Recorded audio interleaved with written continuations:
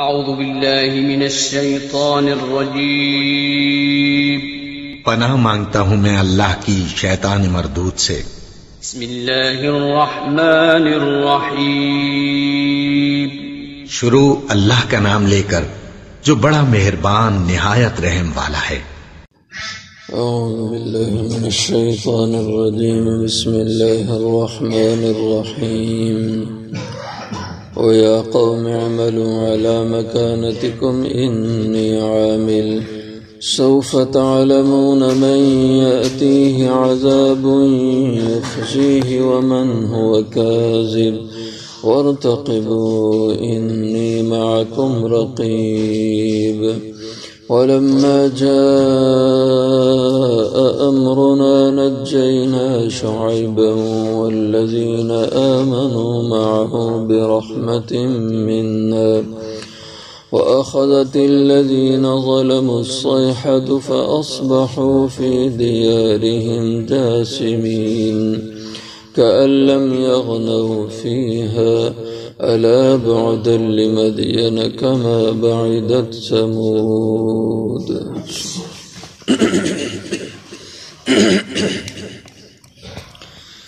وَيَا قَوْمِ اعْمَلُوا، اور اے میری قوم عمل کرو تم، عَلَى مَكَانَتِكُمْ اپنی جگہ پر،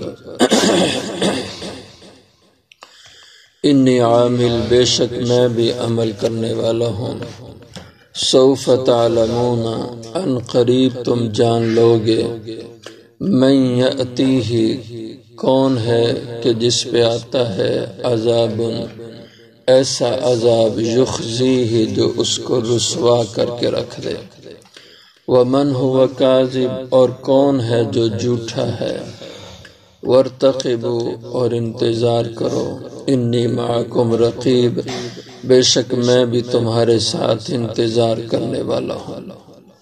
ولما جاء امرنا اور جب آ گیا ہمارا حکم، نجینا شعیبا تو ہم نے نجات دی، بچا لیا حضرت شعیب علیہ السلام کو، والذین آمنوا معہ اور ان لوگوں کو جو ایمان لائے آپ کے ساتھ، برحمت منا اپنی رحمت سے، واخذت الذین اور پکڑ لیا ان لوگوں کو، ظلموا جنہوں نے ظلم کیا، الصیحۃ چیخ نے، فاصبحوا پر پھر ہوئے وہ صبح کو، فی دیارہم اپنے گھروں میں، جاثمین منہ کے بل گرے مرے پڑے، کأن لم یغنوا فیہا ایسے لگ رہے تھے گویا کہ وہ اس جگہ آباد ہی نہ ہوئے تھے،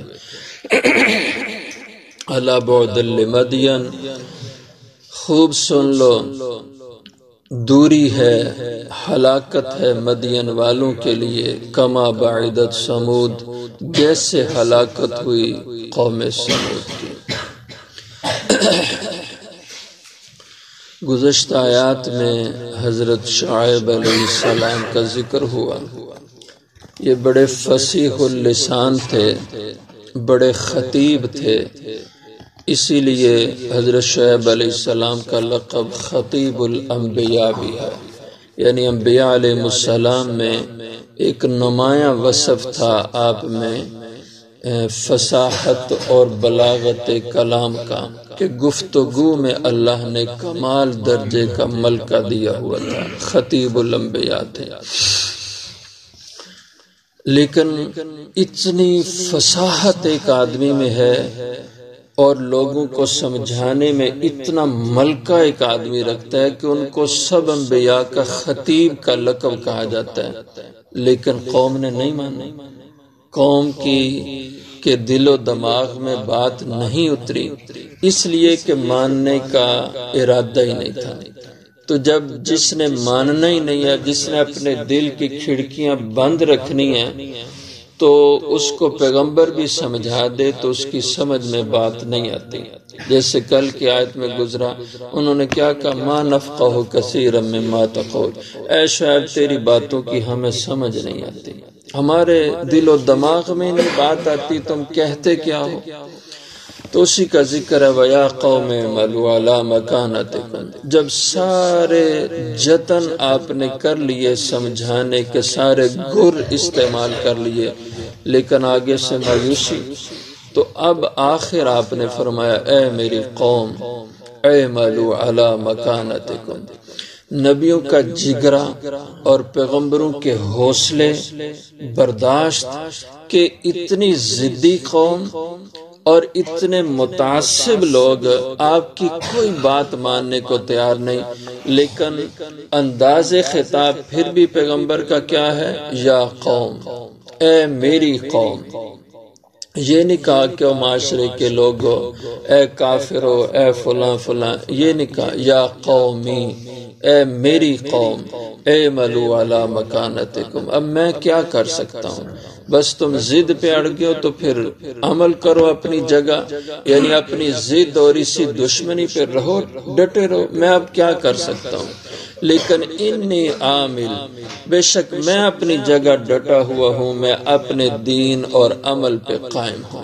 سوف تعلمون، اگر میری بات تمہاری سمجھ نہیں آتی تو ان قریب سمجھ جاؤ گے۔ تعلمون، ان قریب جان لوگے، من یاتیہ عذاب یخزی، کس پہ آتا ہے عذاب جو اس کو رسوا کر کے رکھ دے، ومن ہوا کاذب، اور کون جھوٹا ہے۔ آج تم مجھے کہتے ہو اور میں تمہیں جھوٹا کہہ رہا ہوں اور تم ہی جھوٹے ہو، لیکن تمہاری سمجھ میں نہیں آ رہی، تو ان قریب سمجھ آ جائے گی اور یہ بات کھل کے ظاہر ہو جائے گی۔ اس لیے ورتقبوا، اس وقت کا انتظار کرو۔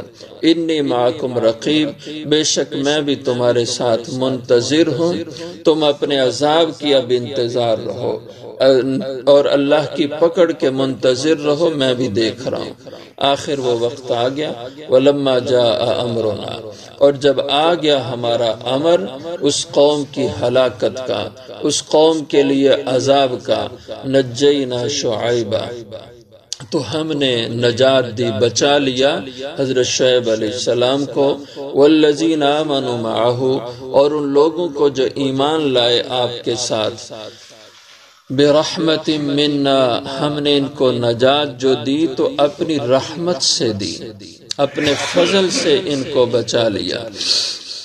اب اس قوم کا قصور کیا تھا؟ ایک تو شرک تھا، ساری قوموں میں یہ امر مشترک تھا، اور اس کے علاوہ بد عقیدگی کے بعد جو ان میں اخلاقی گراوٹ تھی، معاملات میں جو خرابی تھی، وہ آپ نے پیچھے پڑ لیا کہ یہ ماپ تول میں ڈنڈی مارتے تھے اور چوری ڈکیتی، لوگوں کے حق غصب کرنا ان کا مزاج تھا۔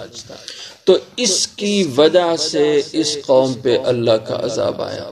آج دیکھ لے ہمارا معاشرہ ان برائیوں کے اندر مبتلا ہے اور ڈوبا ہوا ہے۔ کاروباری طبقات ماپ تول کے پیمانوں میں انصاف نہیں کرتے، اور حقوق العباد کے حوالے سے معاشرے میں اکثر لوگ جس کو بھی کسی پہ کسی لحاظ سے بھی برتری حاصل ہو، قوت کے لحاظ سے، اثر رسوخ کے لحاظ سے، دولت مندی کے لحاظ سے، اپنے سے کمزور کو وہ کبھی معاف نہیں کرتا، اس کا حق ضائع کر دیتا ہے، اور یہ قوم اسی وجہ سے ان پہ اللہ کا عذاب آیا تھا۔ تو پھر کیا ہوا؟ وَأَخَذَتِ الَّذِينَ ظَلَمُوا الصَّيْحَةُ، لکھا ہے تفاسیر میں کہ 1-2 دن یا 4 دن بہت شدید گرمی پڑی ان کے اوپر، اور موسم ایسا بن گیا جیسے ہمارے ہاں برسات میں شدید حبس کا موسم آتا ہے، انسان کا دل گھبراتا ہے، دل بند ہوتا ہے، ایسی حبس ان پہ مسلط ہو گئی۔ اب گھبراتے تھے، گھروں میں اندر جاتے تو گھبراہٹ سے گھر سے باہر نکل جاتے، دم گھٹنے لگا ساری قوم کا۔ لیکن جو حضرت شعیب علیہ السلام اور آپ کے اوپر ایمان لانے والے تھے یہ مطمئن تھے، یہ بھی انہی میں تھے، لیکن ان کو پورا اطمینان، کو کوئی گھبراہٹ، کوئی گھٹن نہیں تھی۔ لیکن باقی جتنے بھی لوگ تھے وہ سارے کے سارے شدید حبس، گرمی اور گھٹن کا شکار ہو گئے۔ ایک بادل آیا اور اس بادل کو دیکھا کہ اس میں کچھ ٹھنڈک ہوگی تو اس میں گئے. کچھ لوگ ان کا یار یہاں پہ بڑا سکون ہے، سانس ہمارا بحال ہو گیا، اطمینان ہو گیا. کہا آ جاؤ ادھر، آ جاؤ ادھر، یہ بڑے سکون کی جگہ ہے. جیسے اسی موسم میں اگر کبھی ہوا چلے ہمارے یہاں بھی تو ذرا حوصلہ ملتا ہے کہ اب سانس ٹھیک ہو رہی ہے، وہ گھٹن نہیں رہی. تو اس میں کچھ لوگ آئے اور لوگ، سارے لوگ کثیر تعداد میں اس میں جمع ہو گئے، کچھ نہ بھی آ سکے.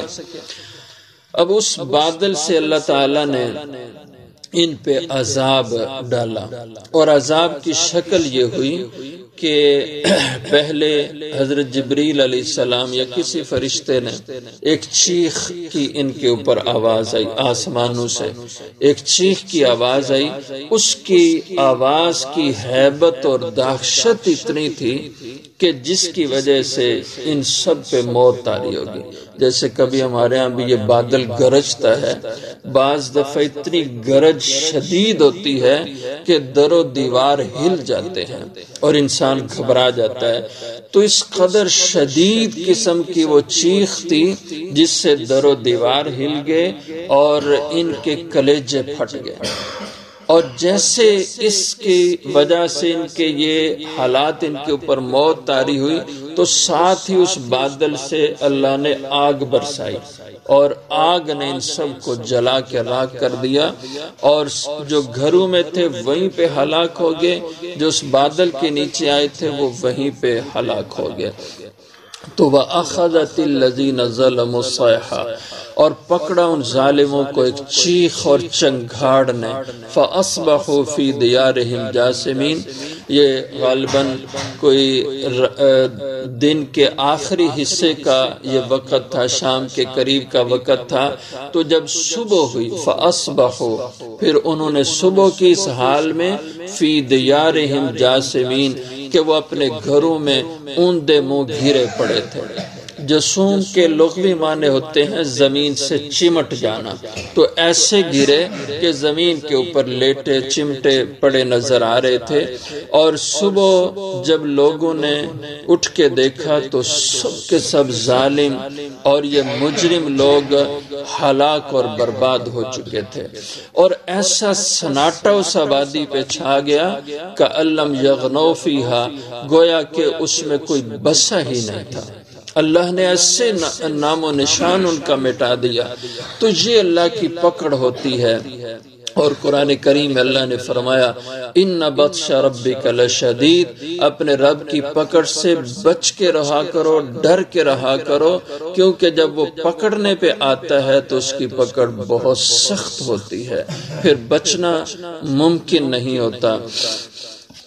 الا بعد لمدین، سن لو خوب متوجہ ہو کہ ہلاکت ہے قوم مدین کے لیے. دوری ہے، بعد کا معنی ہوتا ہے دوری، مطلب اللہ کی رحمت سے دوری ہے. معنی مفہوم اس کے ہلاکت کے ہیں. کما بعدت سمود، جیسے قوم سمود ہلاک ہوئی تو اسی طرح قوم مدین کے لیے بھی ہلاکت ہوئی. تو یہ قرآن کریم کے یہ جو تذکرے پچھلی قوموں کے ہوتے ہیں تو یہ محض واقعات نہیں، یہ عبرت کے لیے، سبق کے لیے ہوتے ہیں کہ وہ اگر برائیاں تم میں پائی جاتی ہیں تو عبرت پکڑو کہ اگر وہ خدا کے عذاب کی لپیٹ میں آئے تو کسی وقت بھی اللہ کے عذاب کا کوڑا تم پہ بھی برس سکتا ہے. اور یہ نہیں وہ کوئی خدا کے دشمن تھے اور تم خدا کے چہیتے ہو. اللہ کا معاملہ تابع داروں کے ساتھ اس وقت بھی ایسا ہی تھا اور اب بھی تابع داروں کے ساتھ اللہ کا معاملہ وہی رحمت کا ہے. اور جو ظالم ان کے دور کے تھے ان کے ساتھ جیسے اللہ نے معاملہ کیا، اس دور کے ظالم کے ساتھ بھی اللہ کا معاملہ وہی ہوگا. فرق صرف یہ ہے کہ حضور کی برکت سے، آپ کے صدقے سے اس وقت قوموں کی قومیں تباہ کر دی جاتی تھیں. اب قومیں ساری کی ساری تو تباہ نہیں ہوگی، لیکن افراد، علاقے اور خطوں کے اندر اللہ کی پکڑ اب بھی آتی رہے گی اور خدا ظالموں کو اب بھی پکڑتے رہیں گے.